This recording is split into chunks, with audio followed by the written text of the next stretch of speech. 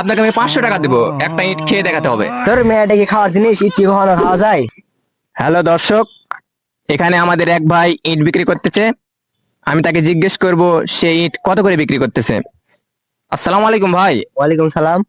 ভাই ইট কত করে বিক্রি করতেছেন? ভাই ইট 10 টাকা পিস। 10 টাকা পিস? হ্যাঁ। আপনাকে আমি 500 টাকা দিব, একটা ইট খেয়ে দেখাতে হবে। তোর মেয়েটা কি খাওয়ার জিনিস? ইট কি কখনো খাওয়া যায়? কেন, ইট কি খাইতে পারবেন না? না ভাই, এটা সম্ভব না। তার মানে আপনার এটা ভেজাল আছে। তোর ভাই কি কথা বলেন ভাই? না, আপনার এটা ভেজাল আছে। ওই যে এক ভাই আসতেছে। ভাই, এ ভাইকে আমি বলছি 500 টাকা দিব, একটা ইট খেয়ে দেখাতে হবে। এ ভাই খাইতে পারবে না, তার মানে ইটে ভেজাল আছে। হ্যাঁ অবশ্যই ভেজাল আছে। এই মিয়া কি কইতেছেন? ইট কি কখনো খাওয়া যাইবো? ইট কি খাওয়ার জিনিস? 1 কোটি টাকা দিলে খাওয়া যাইবো? আপনি যত কিছুই বোঝান, আপনার ইটের মধ্যে ভেজাল আছে, এই কারণে আপনি ইট খাইতে যাচ্ছেন না, নিজে খাচ্ছেন না আর অন্যের কাছে বিক্রি করতেছেন। ভাই ঠিক না? ঠিক। মিয়া, ইট কি খাওয়ার জিনিস? ইট কি কখনো খাওয়া যায়? দুনিয়ার মানুষ ইট কিনতেছে, কার ইটে ভেজাল নাই আর আপনার ইটে ভেজাল আছে? যান যান, ইট কেনা লাগবে না আপনার, যান। দর্শক, ওনার ইটে ভেজাল আছে, এই জন্যই উনি ইট খান না।